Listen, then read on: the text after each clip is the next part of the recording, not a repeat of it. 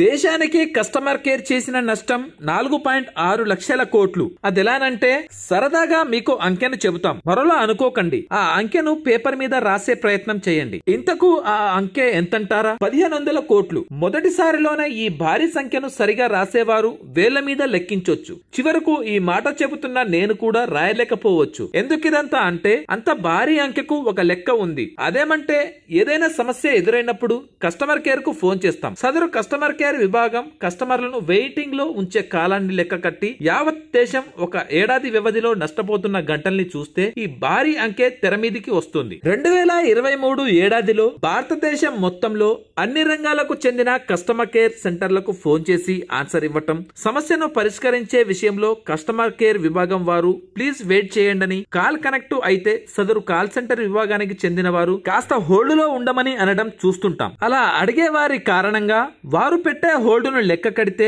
దేశవ్యాప్తంగా ప్రజలు 1500 కోట్ల గంటల్ని వేస్ట్ చేస్తున్నట్లుగా పేర్కొన్నారు. ఇన్ని భారీ పని గంటల్ని కోల్పోవడం కారణంగా భారతదేశ ఆర్థిక వ్యవస్థకు నష్టం వాటిల్లేలా చేసిందని చెప్పాలి. 1500 కోట్ల శ్రామిక శక్తి వల్ల కలిగిన ఆర్థిక నష్టం రూపాయలు 4.6 లక్షల కోట్లుగా లెక్క తేల్చేశారు. సర్వీస్ నౌ అనే సంస్థ తాజాగా విడుదల చేసిన నివేదికలో ఆసక్తికర అంశాల్ని వెల్లడించారు. 18 ఏళ్ల కంటే ఎక్కువ వయసున్న 4500 మంది భారతీయులపై ఈ సర్వేను నిర్వహించి రిపోర్ట్ సిద్ధం చేశారు. కస్టమర్ ఎక్స్పీరియన్స్ ఇంటెలిజెన్స్ రిపోర్టు 2024లో పేర్కొన్న కీలక అంశాల్ని చూస్తే 2023లో అన్ని కాల్ సెంటర్లు కలిపి 1500 కోట్ల గంటల పాటు కస్టమర్లను హోల్డ్ లో ఉంచారు. అలా వినియోగదారుల శ్రామిక శక్తి కారణంగా జరిగిన ఆర్థిక నష్టం రూపాయలు 4.6 లక్షల కోట్లు. కాల్ కనెక్ట్ కాకపోవడం వల్ల వెయిటింగ్ లో ఉన్నవారు 50% కంటే ఎక్కువే. తమ సమస్యల్ని 3 రోజుల్లో పరిష్కరించకుంటే 66% మంది ఇతర కంపెనీ సర్వీసుల్లోకి మారేందుకు సిద్ధం. కస్టమర్లకు అవసరమైన సర్వీసు పొందడంలో ఆలస్యమవుతోంది. దీంతో 2024లో కంపెనీలు 3/2 మంది కస్టమర్లను కోల్పోయే ప్రమాదం ఉంది. కస్టమర్ కేర్లతో విసిగిపోయి చాట్ బాట్లు, సెల్ఫ్ హెల్ప్ గైడ్ల మాదిరి ఏఐ సొల్యూషన్స్ మీద ఆధారపడుతున్నారు. టెక్నాలజీ పుణ్యమా అని 62% మంది కస్టమర్లు కాల్ సెంటర్లకు ఫోన్ చేయకుండా స్వయంగా సమస్యల్ని పరిష్కరించుకుంటారు. దాదాపు 50% మంది వినియోగదారులకు టెక్నాలజీ ఉపయోగించి తమ సమస్యల్ని ఎలా పరిష్కరించుకోవాలో సరైన అవగాహన లేదు. పెరిగిన టెక్నాలజీతో చాలా మంది ఏఐ సొల్యూషన్స్ పై ఆధారపడుతున్నారు. అవసరమైతేనే తప్పించి కస్టమర్ కేర్లను సంప్రదించడం లేదు. ఆ డేగా అమెరికా జాతీయ పక్షి 240 ఏళ్లకు గుర్తింపు. ఇంత వెనుకబాట, ఆ వివరాలేంటో చూద్దాం. అమెరికా అంటే అందరికి కలల దేశం, డాలర్ల రాజ్యం. ప్రపంచంలోనే అన్ని దేశాల యువత అమెరికా వెళ్లాలని లక్ష్యంగా పెట్టుకుంటారు. అయితే అమెరికా అంటే అంత బాగుంటుందని కాదు. అక్కడ అనేక లోట్లుపాట్లుంటాయి, రాజకీయాలుంటాయి, కొన్ని కీలక విషయాలు పెండింగ్ లో ఉంటాయి. దీనికి ఉదాహరణలే ఈ సంగతి. ఇక విషయానికి వస్తే అమెరికా జాతీయ జెండా అంటే అందరికీ తెలిసిందే. 50 నక్షత్రాలతో కూడిన ఆ జెండా ఆ దేశంలోనే ఒక్కో రాష్ట్రానికి ప్రతీక. ఇక అమెరికా జాతీయ పక్షి ఏదంటే ఖచ్చితంగా చెప్పలేని పరిస్థితి. ఎందుకంటే దానికి ఇప్పటి వరకు ఆమోద ముద్ర పడలేదు కాబట్టి. మీరు చూస్తున్నది నిజమే. ఏకంగా 240 ఏళ్లు చూసి అమెరికా జాతీయ పక్షిని తేల్చారు. వాస్తవానికి 100 ఏళ్లుగా అయినా ఈ గుర్తును వాడుతున్నారు కానీ కావలసిన జాతీయ పక్షి హోదా మాత్రం లేదు. ఇక తాజాగా గుర్తించిన పక్షి పేరు ది బాల్డ్ ఈగల్. భారతీయ భాషలో చెప్పాలంటే డేగా. 1782 నుంచి అమెరికా రాజముద్రలో దీని బొమ్మ ఉంది. మరో దానితో మార్చాలని ప్రయత్నించినా సాధ్యం కాలేదు. అమెరికా చిహ్నంగా గుర్తింపు పొందిన ఈ గద్ద కొన్ని ఫోటోల్లో 2 రెక్కలు చాచి ఒక కాలితో ఆకులను, మరో కాలితో బాణాలను గట్టిగా పట్టుకొని ఉంటుంది. అయితే ఇన్నాళ్లకు దీనిని అధికారిక పక్షిగా ఎంపిక చేసిన బిల్లుకు అమెరికా సెనెట్ లో మోక్షం లభించింది. మిన్నెసోటాకు చెందిన అధికారిక డెమోక్రటిక్ పార్టీ సెనేటర్ అమీ క్లోబోచర్ ప్రవేశపెట్టిన బిల్లును సభ ఏకగ్రీవంగా ఆమోదించింది. 240 ఏళ్లుగా అమెరికా విలువలకు ప్రతీకగా ఈ బాల్డీగల్ నిలిచిందని, అయినా అమెరికా అధికారిక పక్షి కాలేకపోయిందని సెనేటర్ సిథియా లూయిస్ వ్యాఖ్యానించారు. అమెరికా బలమైన స్వేచ్ఛకు చిహ్నంగా ఆ పక్షి స్థానాన్ని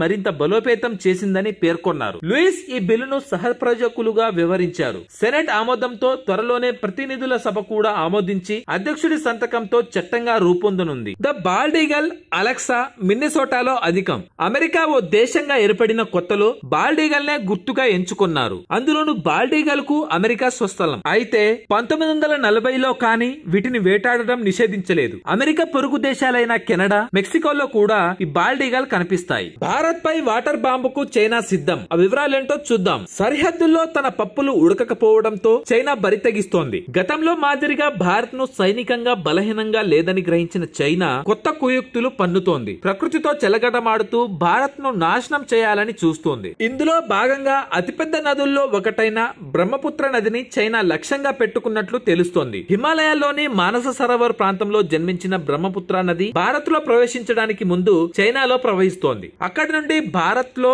అరుణాచల్ ప్రదేశ్, అస్సాం రాష్ట్రాల్లో ప్రవహిస్తూ బంగ్లాదేశ్ లోకి మల్లుతుంది. అక్కడ బంగాళాఖాతంలో కలుస్తోంది. ఈ నేపథ్యంలో బ్రహ్మపుత్ర నది చైనాలో ప్రవహిస్తున్న చోట భారత్ సరిహద్దుకు కేవలం 30 కిలోమీటర్ల దూరంలో నదికి కీలకమైన వంపు మార్గంలో చైనా భారీ జల విద్యుత్ ప్రాజెక్టును నిర్మించాలని తలపెట్టింది. ఇది ప్రపంచంలోనే అతి పెద్దదని చెబుతున్నారు. దీని సూపర్ డ్యామ్ గా చైనా అభివర్ణిస్తోంది. ఈ డ్యామ్ విషయంలో భారత్ జాగ్రత్తగా ఉండాలని ఆస్ట్రేలియన్ స్ట్రాటజిక్ పాలసీ ఇన్స్టిట్యూట్ హెచ్చరించింది. బ్రహ్మపుత్ర నది కీలక వంపు మార్గంలో డ్యామ్ ను నిర్మించి భారీ ఎత్తున నీటిని నిల్వ చేసి చెప్పపెట్టకుండా వదిలేస్తే అరుణాచల్ ప్రదేశ్, అస్సాం రాష్ట్రాల్లో భారీ విధ్వంసం తప్పదు. భారీ ఎత్తున ఆస్తి, ప్రాణ నష్టాలు సంభవిస్తాయి. వాస్తవానికి బ్రహ్మపుత్ర నదికి సంబంధించి చైనా, భారత్ మధ్య ఒప్పందం ఉంది. నది జలాలు, వరదకు సంబంధించిన సమాచారాన్ని ఇరు దేశాలు ఎప్పటికప్పుడు ఇచ్చిపుచ్చుకోవాలనేది ఈ ఒప్పంద సారాంశం. 2002లో ఇరు దేశాల మధ్య 5 ఏళ్ల కాలానికి ఒప్పందం జరిగింది. దీని ప్రకారం బ్రహ్మపుత్ర నదికి సంబంధించిన వివిధ రకాల సమాచారాన్ని భారత్, చైనా పంచుకోవాలి. ఆ తర్వాత ఈ ఒప్పంద కాల పరిమితి ముగియడంతో 2008, 2013, 2018లో ఒప్పందాలను పునరుద్ధరించారు. 2023తో తాజా ఒప్పంద గడువు ముగిసింది. ఇప్పుడు ఇరు దేశాల మధ్య ఉద్రిక్తతలు ఉండడంతో ఒప్పందం మళ్లీ కుదరలేదు. ఈ నేపథ్యంలో బ్రహ్మపుత్ర నది చైనా నుంచి అరుణాచల్ ప్రదేశ్ చేరుకోవడానికి ముందు 3000 మీటర్ల లోయలోకి దిగుతోంది. ఆ ప్రాంతంలో ప్రపంచంలోనే అత్యంత శక్తివంతమైన జల విద్యుత్ ప్రాజెక్టును చైనా నిర్మించాలని తలపెట్టింది. దీని సూపర్ డ్యామ్ అని వ్యవహరిస్తోంది.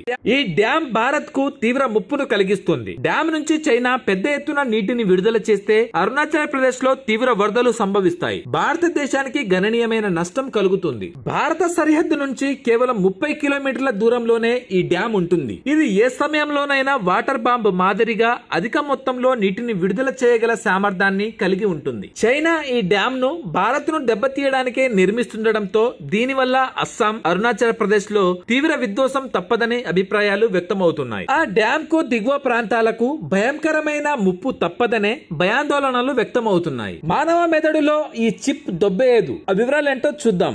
మానవ మెదడు ఎన్నో అద్భుతాలకు నిలయం.